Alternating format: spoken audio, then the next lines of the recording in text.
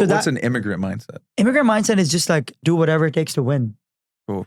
And that's why America is the most successful country in the world, right? Like doing whatever it takes to win. Sure. That's the mindset that England has, but America is like on a different level, right? And that's what every international student in the UK has right now. Can I ask you a question? Yeah, go ahead. Did you grow up with your mum and dad? Yeah, of course. Did they experience financial pain? Great question. They did. Right. So because your parents, you grew up in an environment where they felt that pain and that pain was present in your house, you probably were more sensitive to that pain than the average 100%. person. That's very true. That's why my younger brother as well, like he's 20, crushing and making 5 figures a month. It was because my dad was genius. I respected him, but I never respected him as much as I do now. And I'll tell you why. My parents are doctors and we lived a good life. And we lived in a nice neighborhood in Pakistan, but my dad was extremely tight with money. Extremely tight, to the point where we went to private schools, not the best, decent private schools, but I never had money for lunch. I would never have money to go out and spend on stuff. And nope, I've never had a pocket money or allowance, as you say in America. So my dad was really tight with money. My dad was like, no, you need to make your own money. And he always gave the impression that my money is my money. It's not your money. Like my obligation to you is paying for education, and that's it. Right. So literally we had no money, and we had this kind of just thought process that we just got to figure out a way to make money ourselves. So that just, and that was also relative to like my friends who were extremely wealthy. So I had the pain in the house of not having money. And then I had perspective of what could perspective of wealth. I have one friend who had like the mansion we're in right now, like twice the size of that. Back in Pakistan. 3 times the size of that, man, now. Wow. And he has like, his dad like is he's paid the most tax in the past 3 years now. And he's like, his dad is probably worth over like 100 million, easy. It's crazy. At the last one day, Hormozi explained and kind of deconstructed what motivation is. And his definition was motivation always comes from deprivation. Yeah. Whenever you don't have something, but you see something, the space in between is actually motivation. 100%. And what you just shared the last 2 minutes kind of cracks the Farhoon code for me, because you are so motivated. Yeah. Like you're the hungriest person in the room yesterday. Really? And I think that gives us a little flavor for why. And it's also why, as you said, your international students are such killers. Yeah. Because they have, as you described it, an immigrant mindset. Yeah. That's powerful. It's that pain. It's pain, man. And it's also where a lot of people have pain, and a lot of entrepreneurs watching this will have the pain, but they feel bad about it and they do nothing about it. Yeah. The shame or guilt that you kind of surround it. Exactly, man. You're not supposed to feel bad for your pain.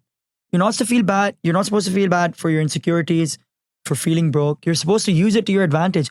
I still feel broke. I still paid broke 6 months ago. I still paid $150 for breakfast, and I'm still hungry now for me and 2 other guys, and I still felt like, oh, that's a bit much, I wouldn't pay that. So, and then I could be like, oh, I could feel bad about it, but no, I'll just work harder. I'll go home, I'll DM a few people, and I'll try and set some calls so my clothes will close them tomorrow. Yeah, because of the pain you feel from breakfast, it's time to go. Exactly, get to where because I'm not going to close. I'm just going to set the calls because my DM setter's on holiday now. It's Sunday. He works 6 days a week. So I'll do that. Do that in the car, on the Uber back.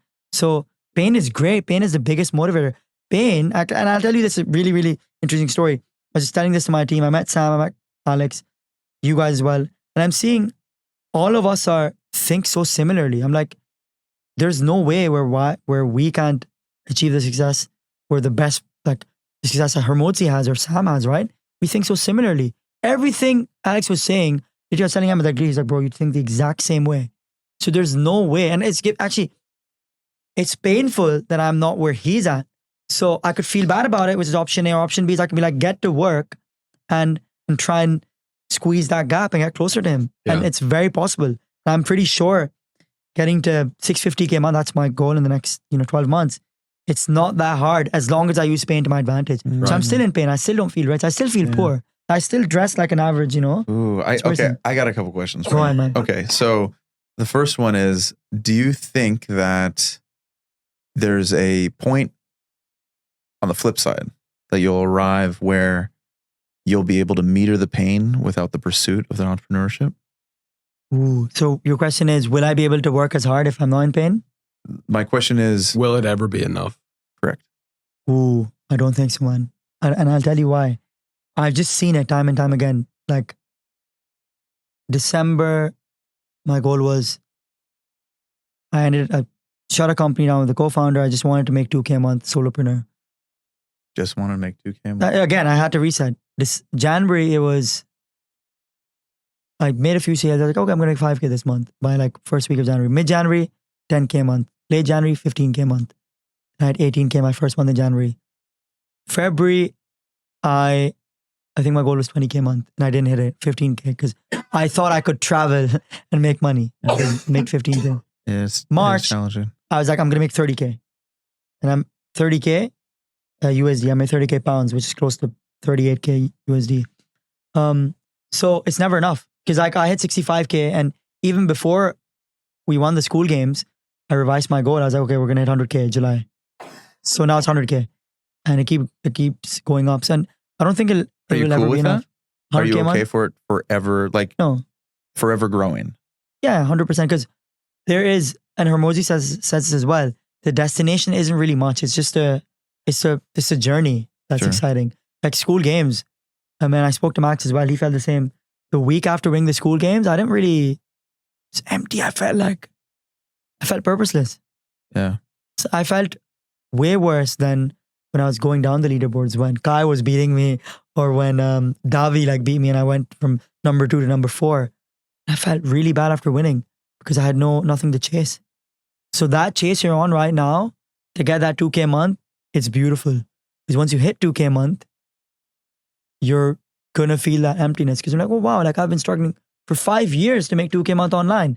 Now I can live in Thailand, make 2K a month, but now I'm not. But I've hit it now. You have to revise your goal even before you hit your goal, so that you're constantly chasing the next thing. Yeah, that's me. The game never actually ends. Game never ends. You can't win the game. Not possible.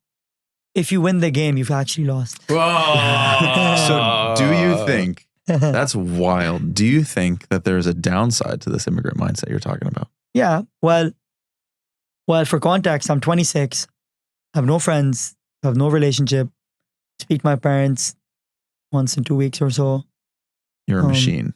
Yeah, like even when I'm unproductive, I'm scrolling through reels which are all about like how to get still productive. Yeah, more views on your LinkedIn, how to get more engagement, how to do stories, how to get good pictures for your LinkedIn, like just that kind of stuff. So we might have a mini Hormozi in our I was going to say, do you know who else has a parent who was a doctor that was an immigrant? Yeah, Hormozi, I know. Yeah. That's I think you've just cracked into something very, very interesting. Yeah. Yeah. Well, this is good thought leadership for him. Remember, poverty or being broke is actually, it's a condition of the mind. It's not the condition of the pocket. I felt rich. I knew I was like a wealthy man even before I had money. So even though like I would think about lunch and stuff, there are times where I would just like spend like 50, 60 quid on dinner, because I'd be like, actually, I'm going to make so much money in the future. Why am I worrying? And I literally, I'd convince myself, be like, why am I get started? Because I'll make money in the future. Because I always knew I'd make money. It's like a form of self-harm. He wanted to like cause himself more pain. I'll be a millionaire someday. I'm going to spend $200,000 on a car just so I can keep going. It's kind of true. Like I would actually, to win the Skool Games as well, not to win the Skool Games, but like I went from 18K to 15K. And then I wanted to like just double, make 30K between like in March after February. And I was in a nice relationship and it was going well. It was taking a lot of my time. And I actually realized that when I was with my partner, I was happy. When she left, I was pissed at her and myself. So do you know why? Because I wasn't doing the work. He was cheating on his true love. Yeah. And I had like a list of to-do lists, and like I agreed with my team, I'll do this. And I'm just like, stupid stuff, lighting the candles up and stuff, having dinner. And I ended it with I hate dinner. That's the worst. I hate being romantic and lighting candles. Yeah, I started doing that. So I'm like, what am I doing? And I just feel ashamed. Like, what am I doing with my life? I'm broke. I should be focusing on work. So I ended it and I was like, look, I need to focus on international hustlers right now. My team is working harder than me. I'm the founder. I should be working the hardest. I owe them a lot and they're dedicating their life to this. Oh. And we can't, maybe we can reconnect in the future. How long have you been dating? I mean, it was 2 or 3 months, but it was really intense though. Sure, yeah. It was really intense. Where did you get the fire to do that? It's still not easy. Ahmed, I spoke to him. I was like, man, like this is how I'm feeling. He's like, man, just end it, man. I ended it. Wow. And that was it. That's all it took.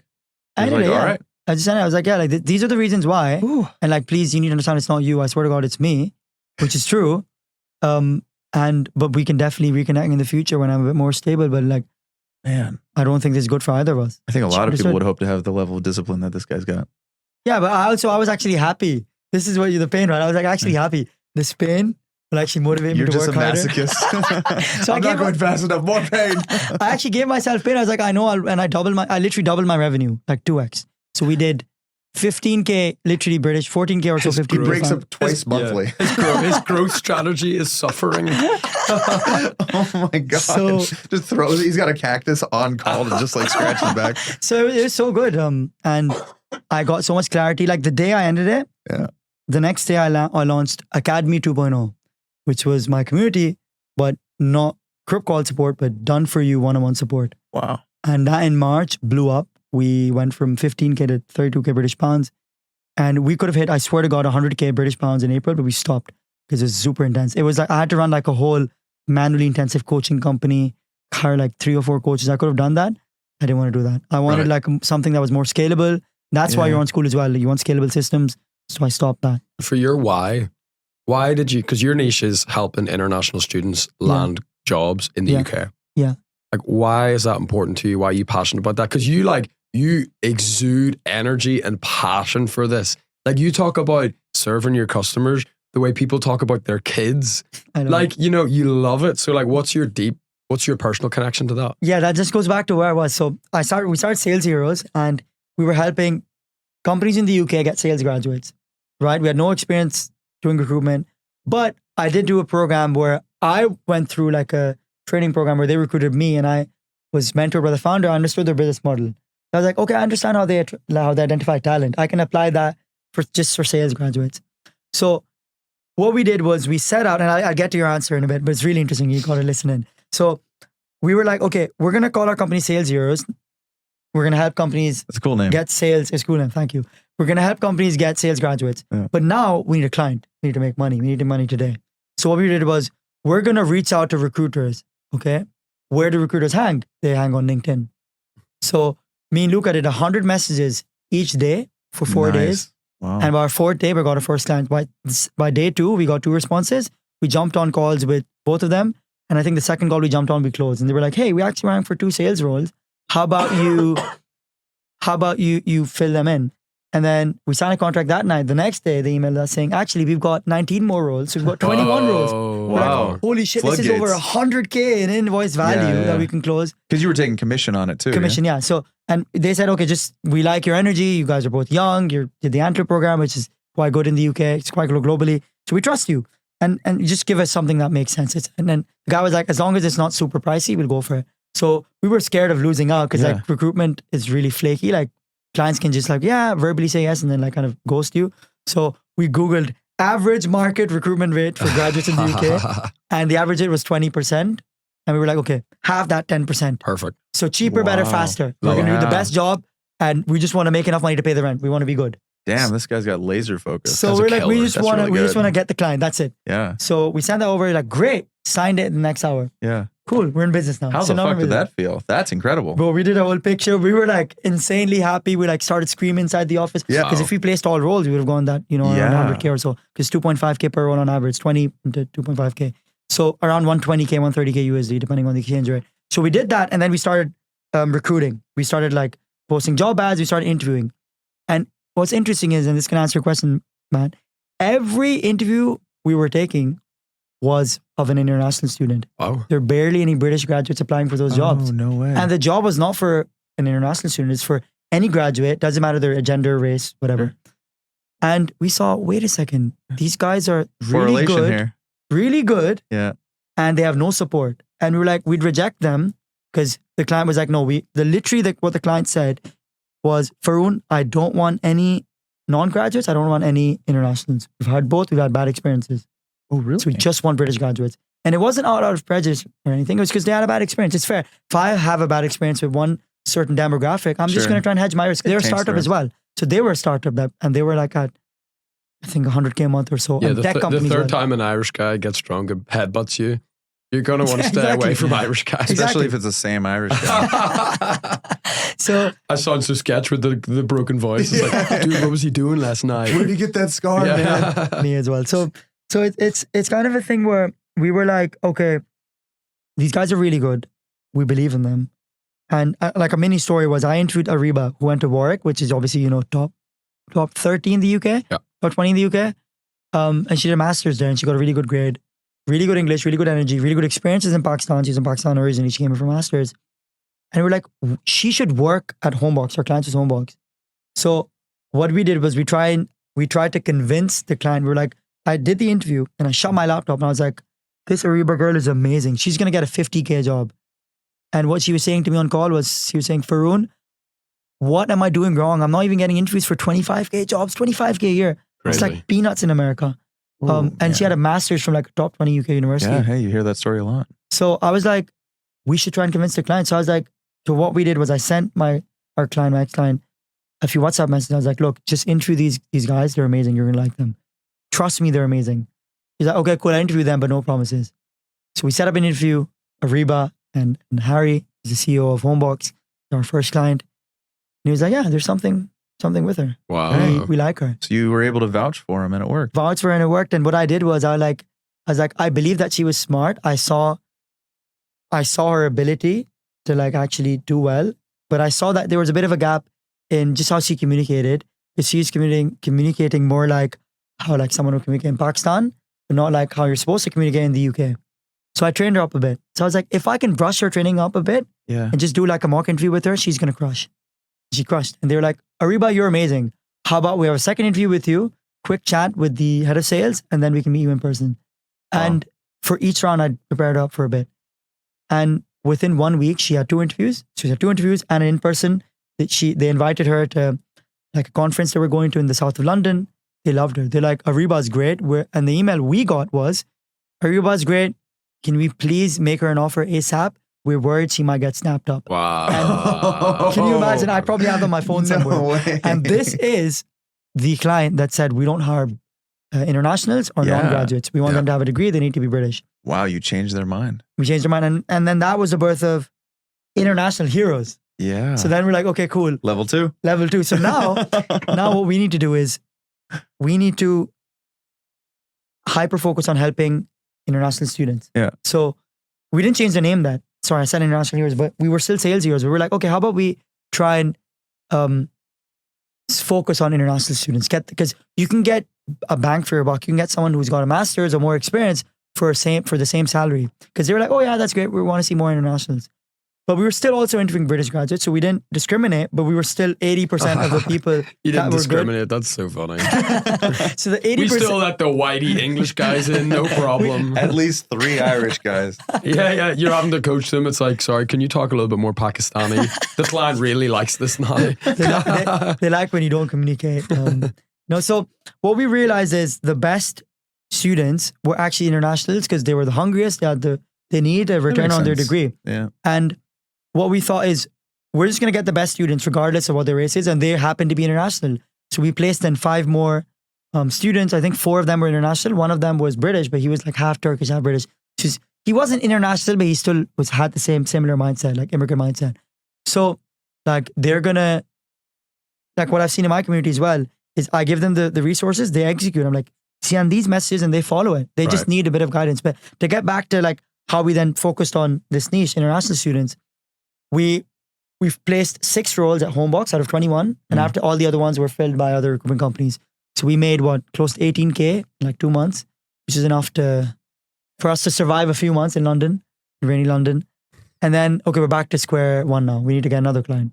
So now reaching out to more clients and every day, 100 messages every day. We did that for 2 weeks, All through LinkedIn. all through LinkedIn, cold DM Awesome. LinkedIn every day. Also, we tried cold email as well. If they had loads of roles and they wouldn't reply on LinkedIn, we would actually then find their email using Apollo, send them an email.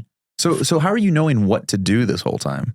Because you keep telling me it's just a transactional thing. I did this, and I did this, and of course, So you're then I on the did how. that. Yeah, and so I'm Cool, like, cool, cool. well, Let's get into it. Let's geez, get man. into it. Let's Yeah, get into it. what was there something guiding you on the inside this whole time? So it was obviously I did the Antler program where the whole focus was to test and validate as many ideas as fast as you can. Yeah. So I tested 6 ideas. Yeah. So I realized that we got really good at like seeing if a problem can be validated. So Okay. the way we validated this problem, which was sales graduates in companies, was we just literally search sales roles UK. Then we'd get like Okay, hold on. Let me pause you.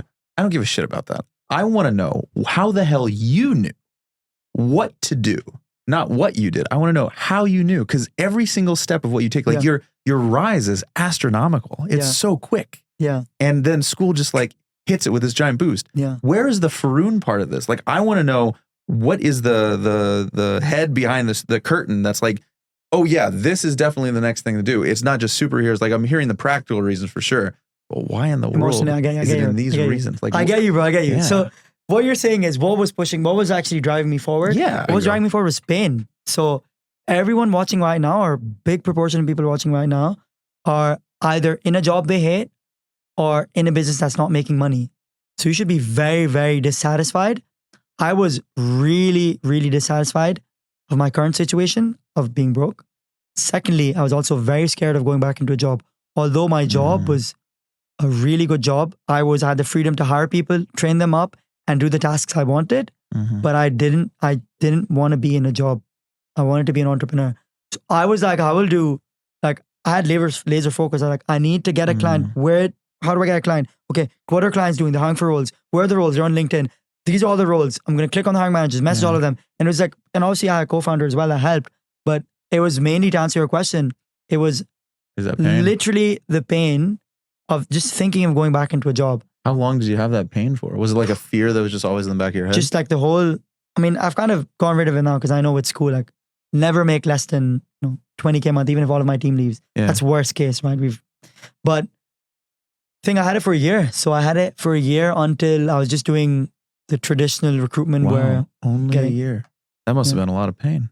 Well, I've had that pain even when I was in a job, but during a year when I was an entrepreneur, even when I was making money, I still had that pain. So after you shut that down, like, why did you think Skool would be the solution for you? And then what did you do on there?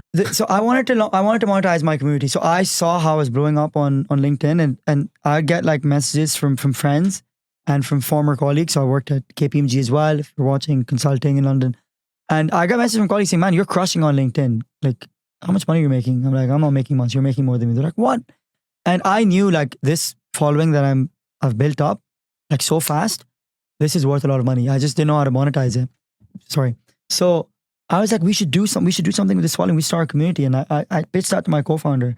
And he wasn't against it, but like he was just very anti-social media. And fair play to him. Social media is bad for the 99% of people who consume. But if you're a producer, like you guys, like all of us, you can make a lot of money and you can have a really good lifestyle. So I then started pitching that to him. We also had a disagreement in our vision of where we saw the company. I was very bullish on social media. He was very bullish on our current model, which is we had cohorts, get people jobs. We charge them after they landed a job. So that's what we transitioned to. He wanted to scale that up. And I was like, I think we should do something related to social media. So we ended it because I just wanted to just do something purely social media where we'd hyper focus on generating leads through social media, right? And there was one day where I was thinking, there must be a way I can actually monetize this and make this a real business. And I literally just Googled how to monetize a community. And the first or second search was Ted Carr's video where it says, how I make 50K MRR from Skool running a low ticket plus high ticket program. Clicked on it, watched all of it. And I was like, this is what I need. Wow. And I literally saw that and I was like, this is what's going to get me the life I want. Shout out Ted Carr. Shout out Ted Carr. We love you, Ted Carr. So I actually sent him a message on Instagram, Fruitarian, sent him a message on his other Instagram, sent him a message on Skool, got no responses, Showed up kept at his following house. up. Yeah. For who Showed us doesn't how- just reach Yeah. out in one Yeah, one no. channel. Showed up One in his channel. dreams. Yeah. Ted. So message his girlfriend. I message everyone. Jokes. So Ted's mom. so he eventually replied. He's like, "Yo, bro, I love the energy. I'll set you up with a call with Kuba." I had a chat with Kuba, really good guy. Then I had a chat with his closer. I wasn't entirely convinced, and because I was like, and it's actually very important to understand this. I want everyone to listen closely. I asked them, I was like, who am I going to be working with? They said, oh yeah, you'll work with one of our head coaches. I was like, can I work with Ted? They're like, yeah, Ted doesn't coach anymore. But like, we've been trained by Ted, so we're just as good, if not better. I was, for context, I wasn't in debt because I hadn't taken out the loan yet, but I was making no income. But I still saw myself as this really successful, wealthy guy. I was like, no, I want to get coached by Ted. I'm not going to get coached by any coach. Not that the coaches are bad. It's because I will be more inclined to do the work if I look up to the person. Right? And that's with me as well. The strategies I teach my students, they listen to me because they look up to me. So they were like, nah, Ted's not going to coach you. I was like, cool. Do it myself. Oh man. Stone cold. So I'll do it myself. I don't want to work with like a coach I don't believe in. Oh, the You're coaches a were fucking great. Firecracker. So the coaches were great, but I was like, I want to do it for myself. So then I joined this free community. They're like, okay, cool. How about you join our free community? Right? I joined the free community. You got down-sold into the free. I love it. and they were... When you now know how everything works, you're like, oh, you just got funneled into the free. I got funneled, yeah. And that's so they could send you later. And then I saw the next call. It was like in 2 weeks. I was like, I'm not waiting. And I found like their paid... I saw links to the calls on the paid community. And they're like, to join this call, upgrade. I was $49 upgraded. And then Saturday was 12 p.m. UK time. And for context, by the way, I was trying to launch a new business after like an ACL surgery. Second stage ACL surgery, my mom was over and I was doing this from my bed. So that really helped as well, where I was like stuck in my room for 2 months. Okay, wait, let's pause for a second. Where did that come from? So I had so far, your entire life has just been work. I didn't even know you walked around outside. So I used to play football and I injured my knee doing football. Farhoon, Yeah. you're a cool guy. So I played football a lot. My brother actually played for Pakistan. With friends? With friends. I mean, not professionally, but I was competitive. I was team captain in my school. Yeah, I can see the competitiveness for sure. So I messed my knee up playing on concrete and in a nutshell, I had a second surgery. No way, you guys weren't even on a field? Stupid. Welcome to the UK. That's wicked. So this was actually in Pakistan. So I was playing in Oh damn, welcome to Pakistan. Wow. So what was interesting was I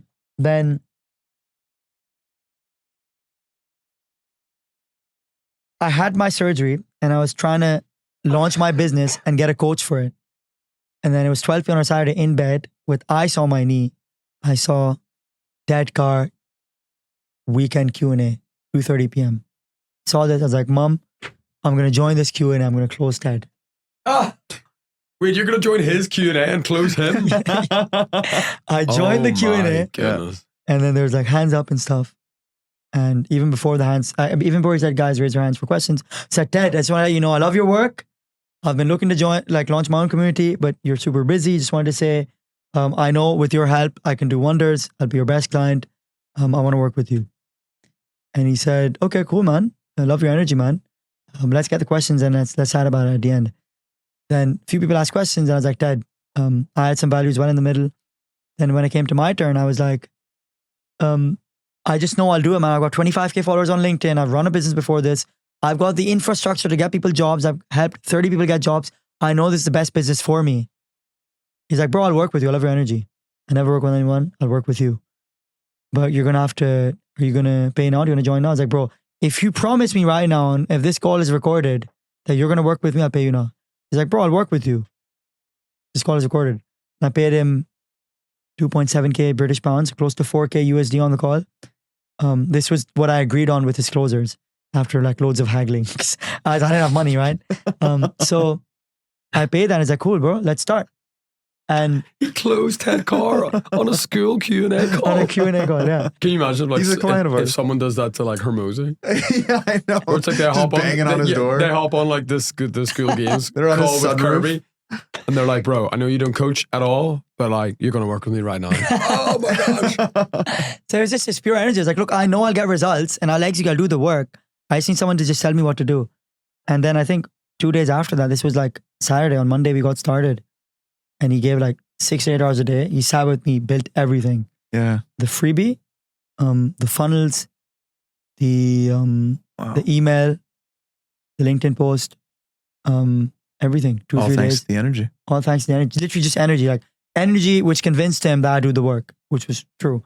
And Shout out to the immigrant mindset. shout out to immigrant mindset. I was like, no, I need to If get you're this out there somewhere, immigrant Oh my mindset. word. done. You need it. We You love need you, it. bro. So Heart in the chat. So I then got like 1K in my free community in my first week or so. Wow, And- that fast, huh? I think in one week or 10 days. What was your first freebie? What'd you build? 9-day blueprint. Nice. 9-day UK job blueprint. And I built that. I did the whole slides. And this is a very funny story as well. I'm glad you asked. Dad was like, oh, what's your freebie going to be? I was like, oh, I'm thinking of a 90-day UK job blueprint. And then he was like, okay, cool. When can you get it done? I want to review it before we make it live. I say, yeah, I'm going to get it done in 2 weeks, record it for 1 week, then edit it for 1 week. So I have it live by end of Jan. He's like, end of Jan, bro. Can you have it done by 8 p.m. tonight? Oh, I was like, Yeah. 8 p.m. tonight. So yeah, you can get it done, bro. You'll do it. I was like, what? He's like, get it done by 8 p.m. tonight, bro. Gonna take a piss. You got 2 hours. I'll review at 8 p.m. tonight. Started. that's a long piss. He just eats fruit. You know how it goes. He pees once per day, but it's Yeah, very efficient, very efficient. Every 2 weeks, yeah. So that's funny. So he obviously went to take a piss, a big piss, and I was like, have 2 or so hours. In the caption or in the The sound's still on. in the copy of this episode descriptions could be like, and why Ted Carr takes 2 hard pisses. Once weekly. So then it was like, okay, it was 5 or 6 p.m. or so UK time. I had 2 or 3 hours. And I got started. I was like, oh, I'm going to get started now. Mom was like, oh, aren't you going to have dinner? I was like, Mom, I don't want dinner. I'm working on my freebie now. What do you mean by free? What freebie? I was like, Mom, please let me work. No, I don't want to have food now. Okay, I'm going to eat the food outside. Cool. Started working, 8 p.m. I'm like, shit, I'm only like 50% done. I messaged him, hey bro, can we please do 1 hour from now? Like 2 p.m. or so. He was in Cancun then. Time. He's like, cool, let's do it, but no later than that. So I got 50% done in like 2 or 2.5 hours. And the next 50% I got done by like 9 p.m. on the dot UK time. Because urgency, I had to get it done. Yeah. And this guy was obviously like, this guy was making 100, 120K a month versus I was in 4K debt. Yeah. So he's way higher status than me, way better than me. So I'm not going to, waste his time. So by 9 p.m., all the slides were done. And then we jumped on the call, spent 1 hour. Change this, bro. Change this, change this. It's slide by slide. We changed everything. Simplify this. What are you doing, bro? Change this, change everything. Live on the call. Man, shout out to Ted Carr. He's what he got me started too. Bro, that's crazy. Insane Ted's a value. machine. He's a machine. Ted Change this, and bro. Max. Max is what? Same, bro. Max helped me. Max and Ted both helped me win the school games. Ted helped me with the VSLs. But Ted is a star when it comes to like simple presentations. Make this simple, make this simple, make this simple. Yeah. I made everything simple. It's like, bro, like colors, like too much happening. And although my slides were great, they're not exceptional. He made them exceptional. He's like, cool, bro. When are you going to record? I was like, I'm going to do it tomorrow. He's like, bro, do it tonight. I was like, bro, it's 9 p.m. I was like, bro, do it. And if you actually, if anyone wants to like look at the blueprint, you can literally Google 90-day UK job blueprint Farhoon Asim. It's got like 3,000 views or so. I look homeless in it. Because I had like long hair. I literally look homeless. I had long hair and like imagine me in a beard, like a really big scruffy beard. Yeah. I didn't even shave. And I recorded at like 9 or 10 p.m. that night. And it killed it. And I launched it. And I think next day got a few hundred people. I obviously had an email list in the community. And that's how I got started. It's amazing how simple that is, right? Like How at the simple. end of the day, the thing that I have found most fascinating is how complicated I expect it's going to be, how perfect I think it has to be. And at the end of the day, like how It's not. it really just has to be done. It's It's not. all action. Yeah. Action is You everything. gotta take action, man. I judge people based on their urgency to take action. So if I give someone a task and they do it half as well by the same day versus they take a week, but they do it really well, Yeah. I'd rather choose the one that does Does it it the fast. same day. Speed is everything. Like I tell my team this every day. Like speed, guys, we need to remember, why are you saying tomorrow we're going to get it done today? Right. So everything needs to be done today. And that's why I love you guys are fast with everything. Ramosi has an idea yesterday about how like, let's try another ad. We discuss it like over 30 seconds. We execute on it. boom, done. Or Mhm. going to be live in a few days. Yeah. That's what we've done as well. Like literally with TEDx, can you record it? Okay, edit it? Cool. Live the next day. Yeah. We literally build programs. We test them through Instagram stories and LinkedIn posts. Same day we sell. So I'll tell you this. Sunday, I ended it with my ex-partner. Saturday, I ended it with my ex-partner. Saturday, I built Academy 2.0, a one-on-one program, 2K, 2 to 2.5K, depending on the scholarship they get. And then Monday, we sold. So Sunday, ended the relationship. Sunday, built a program. Monday, had money in the account. I swear to God. It's incredible. So that's how we operate. Like speed is everything. Yeah. So How are you able to turn off emotions for something like that? I mean, you got to feel a heaviness somewhere, right? When you go through some kind of traumatic experience like that. So you mean like ending a relationship? Yeah. I think it just motivates me to work harder. It's kind of like, Well, sure, but there's got to be something it was else interesting that's in as there. well. Because what actually motivated me to work hard was when I was like, I'm going to end it. She didn't really, she's like, yeah, cool, let's end it. So that was like, okay. So that really drove me. And shout out to her if you're watching. I'm glad you were very, very open to ending it. It's not like there was no resistance from her end. And that to be very honest, to be very candid, that kind of broke my heart. I was like, damn, and when I ended with her, I was making 20K a month USD at 26. I was a very successful guy, had a following, really bright future, worked 12-hour days, treated her so well, never let her pay for a thing. She's like, yeah, cool, I understand, no problem. That pissed me off. It's pissing me off right now. That's And crazy. What a response. That pain will take you to literally, 100K. she was like, yeah, that's fine. Oh, man. I understand. Yeah. And I was like, damn. I just felt like, oh shit, like I was probably one of the many guys. And I was like, damn, I'm not going back into a relationship now.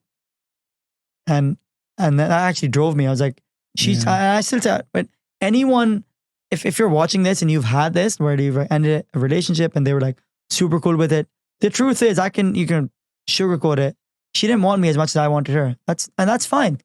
Right? I'm still selfish and I've still used that to my advantage. So I've still 4x'd what I made when I left her. 4x'd. And you could either feel bad about it and cry about it or use that pain to work harder. So I actually seek out rejection when it comes to business, when it comes to dating. And I love it. I'm like, yeah, reject me because you're going to regret it. You're going to see me popping off and you're going to regret it. In order for him to go to bed, he has to be rejected by the house 3 times. I think so. He won't sleep. Otherwise. Yeah. Come on, reject me. Reject me. You know, it's funny. We interviewed Kai, and Kai was basically like, "Oh yeah, dude, like I'm not like addicted to pain. He's like, pain is the thing that like motivates me. And anytime I would get rejected or something painful would happen, he'd be like, good. I think he said something like, because it creates an imbalance in the universe, and I know the universe is gonna pay me back. No way. I was like, you guys are absolute savage. Yeah, really. That's crazy. I think the same as well. I think you rejected me now, but I'm gonna prove you wrong, and I've done that so many times. Right. I've had people from my school, girls from my school who would not even like, I'd speak to them, won't even look at me. They literally like look me in the eye and like ignore. So many of them. A lot of them have actually messaged me on LinkedIn and stuff. And I would have slid into Imagine your DMs. sliding into it's someone's my LinkedIn. Hey, for looking for a job. Into the That's LinkedIn. hilarious. Looking for a job and Hey, stuff. honey, I really like that suit. Yeah. If you can't give me the suit, I'll take the job. And I used to feel like, oh, I'm just gonna ignore them. I just like I'm still nice about it. I'm like, you know what? Like it doesn't matter. It's like I was a loser back then. So where do you go Doesn't now, matter. right? So you join school, you kill it on school, you do 65K in 1 month. That all starts to kind of go mad.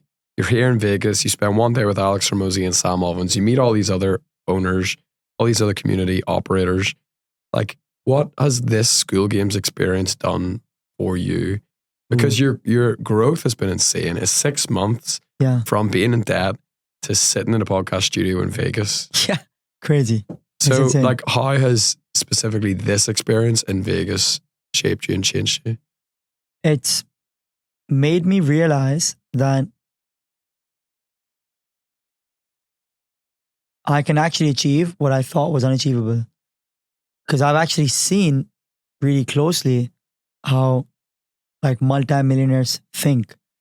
And I think really similar to them. I just got to take the actions. And they're probably better action takers than I am. I'm catching up. I'm getting better at decreasing the time between thought and action.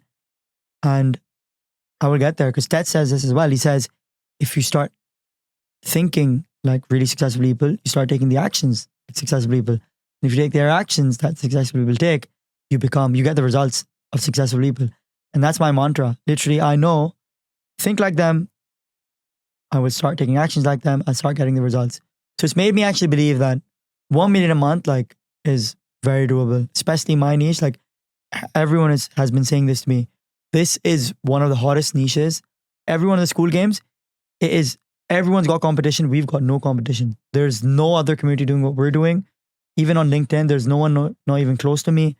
And it is really hard to catch up. And all I got to do is keep growing at the same rate or keep growing at a faster rate, keep the growth up, and we'll get to 1 million a month. So I was kind of skeptical of even like 650K a month. I was like, yeah, we'll get there, but like maybe not in a year. But now I think we even get to 1 million a year, 1 million a month in a year. Yeah. And I was in debt December 23. Thoughts are everything because thoughts are step 0. Step 1 is action. Yeah. Step 2 is action. Step 3, 4, 5, 6, 7, 10, 11, 100 is action. And 101 is results. But if step 0 is right, which is thoughts, I get to step 101. So I just realized that, damn, we are thinking so similarly. Do you feel like do you feel like that's a shared value that's kind of just in the room? 100%. Around these people? Like Jack as well. Like I had a limiting belief that retention is like gamifying stuff. It's like it's just in my head, it was very confusing. And he just sat with me 20 minutes and he just ran through his end-to-end retention strategy. Level 6, this opens. Level 4, this opens. This was in this module, step by step. And I was like, damn, makes sense. Looks complicated, but makes sense. If I were to sit down, throw my phone in the living room, have someone dump you, punch you in the face. Dump me, punch me in the face, put me in debt. So and you're I going to go for a 5-minute piss and leave you for 4 hours. I get it done. An hour. Don't worry, we can arrange that tonight. Let's do it. There's at least 8 of us. What was the most surprising thing from the Skool Games experience for you the last few days? Like how real Hormozy is. Like the way you see him on camera is exactly how he is in person. I stood next to him 30 minutes. He chatted to us. He's the exact same. It's like I was in a YouTube video. I was like literally, like I was watching I've heard this before. That's amazing. Really, it's literally the same. Yeah. Yeah, he's pretty authentic. He's very authentic. Every time. He is like that. So it just makes me believe that that's the way I am right now is the exact way I am with my students. I'm with my team. Intense, very goal-oriented and no emotions. I feel emotions, but I shut them off. I deliberately shut them off. I feel them. I'm like, nah, they're irrelevant. Where do you think work is relevant? Where do these things go? Well, they're not a priority. What's the priority is work. Well, I know a lot of people that struggle with it, and an even larger amount of people that say, I'm going to shut off my emotions, and it shows up, manifests as some other sinister thing on your body, like a body pain or inability to sleep consistently, weird things like that. You know what I mean? I haven't slept well the past few days. But yes, because you're jet lagged. I'm jet lagged as well. And we keep on giving you a bunch of like hate and condescension before bed, so you feel no, like, no, so we're being too nice to him. That's the problem. You need to give me more love and affirmation. You guys need to say he feels awful. It doesn't feed his need. You guys need to say, why are you making 65K a month? Go make 250K a month. You're broke. You're a loser. You're the best. Pain. You should make way more. You should be at the Pain House. It's down the street. I'm not making enough money. Genuinely, like you're a killer. Unbelievable. It's been really fun to hang with you the last few days because take action. Yeah. Yeah. Every time something comes up, I mean, even in planning the mansion, right? We always need someone to take charge on that, to become a leader of the leaders. Bro, you were the one. You snatched it. You snatched it immediately. Liza and Al Gaib. And every single time afterwards, hey, we need to do this thing. What do you guys think about this? You're just like, every single thing, you're on it. So this thing that you're talking about, action, you live the thing. Thank you very much, man. No, thank you. So what would you say, like, land on a plane for the person listening who is in a very similar space that you were in December? They're in debt. They're maybe making a couple of K a month, but they're so hungry for this entrepreneurship thing. They've maybe heard of Skool, maybe they haven't. If you had a couple of minutes of their time, let's do it even better. If you had a couple of minutes of your time in a time machine back in December, what would you say to yourself? Ooh. I would, because I kind of wouldn't have changed anything because I believe in myself and I was just doing the work. Maybe I would have done more work in less time. maybe I wouldn't have like, I don't know, shut the laptop at 8 p.m.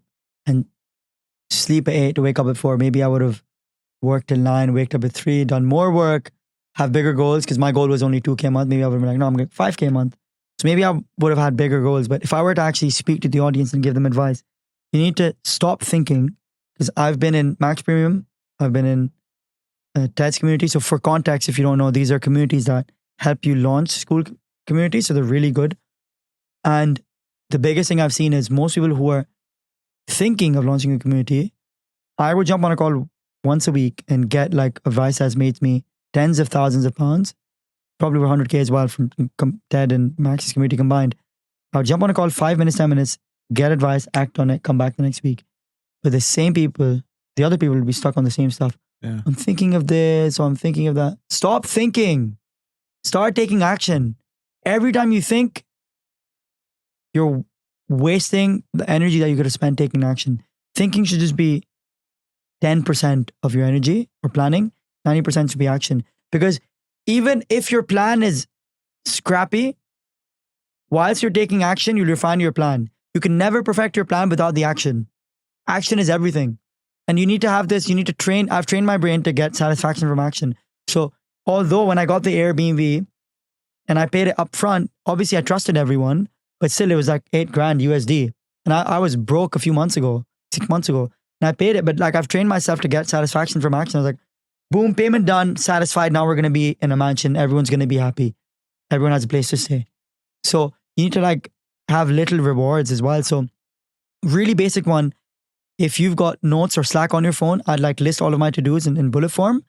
And then I list all of them down and then I prioritize them based off of what's the biggest priority. I cross them out one by one. So if you got Mac, Command, Shift, X, that is the most satisfying thing ever. And the night I sleep with all of my to-dos crossed out, sleep like a baby. What a great footnote. Command Shift X. Yeah, exactly. Command Shift X, just cross shit out. Make a list of shit you need to do, and it should always be unrealistic. And if you're crossing everything out every day, you're probably not giving yourself big enough targets.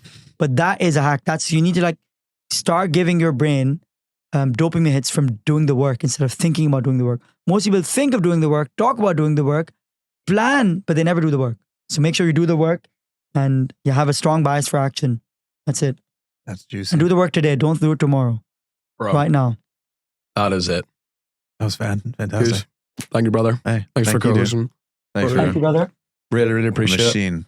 Thank you so much for listening. As you see, Farhoon is like, we call it like a few people in the mansion are like, yeah, this guy's on cocaine.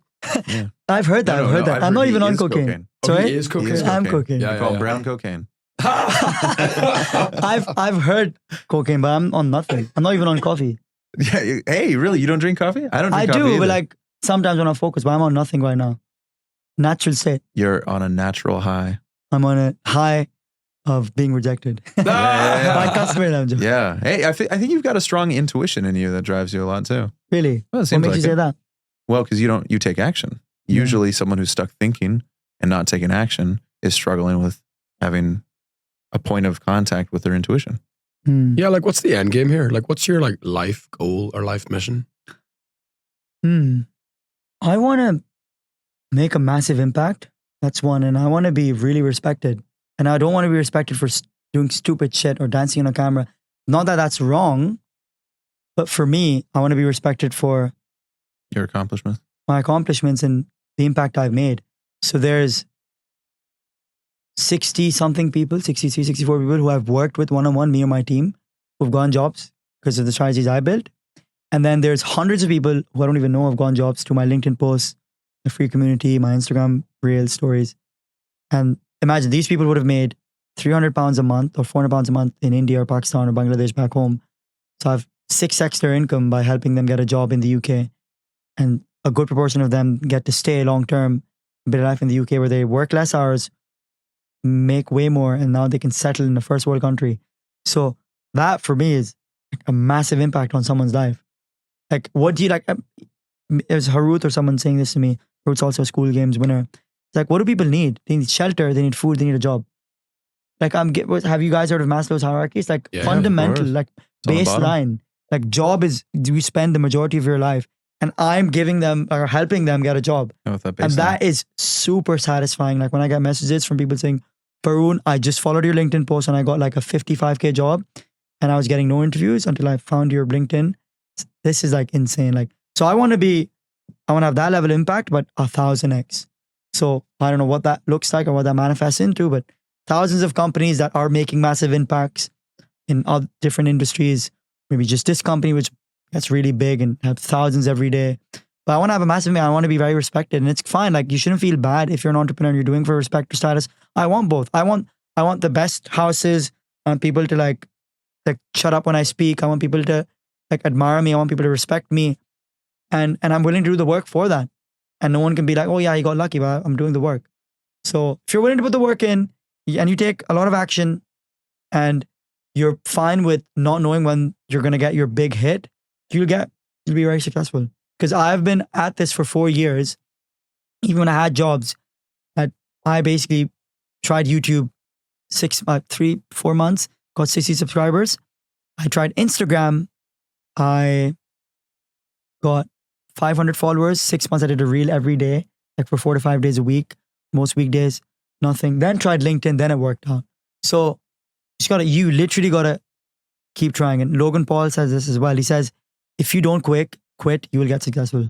Just like the common fundamental or the common thing amongst every successful entrepreneur is they just never quit. So just don't quit, and you're going to get successful. So That's my good. advice. There'll be a link to Farhoon School in the description below. And if you are thinking about starting your own community, you can start for free today there as well. Thanks, guys. Awesome. Appreciate it. Thank you very Thanks, much. Farhoon.